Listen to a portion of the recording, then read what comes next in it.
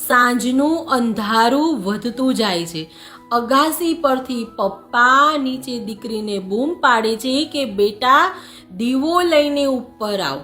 ત્યારે નાનકડી દીકરી ધીમા ધીમા પગલે હાથમાં દીવાનું કોળિયું લઈને સીડી ચઢી રહી છે. અચાનક પવન આવતા તે દીવો બુઝાઈ જાય છે. ત્યારે એ દીકરી જોરથી બૂમ પાડે છે કે પપ્પા હું ખોવાઈ ગઈ છું. દીકરી સત્ય હકીકત બોલી રહી છે.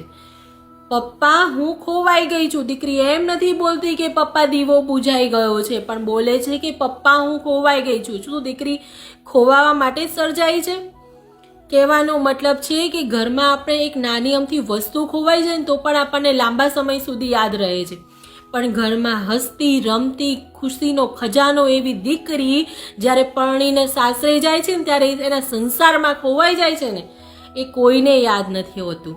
આ એની ઘટના કોઈ યાદ નથી રાખતું. શું કહેવું છે તમારું? જય શ્રી કૃષ્ણ.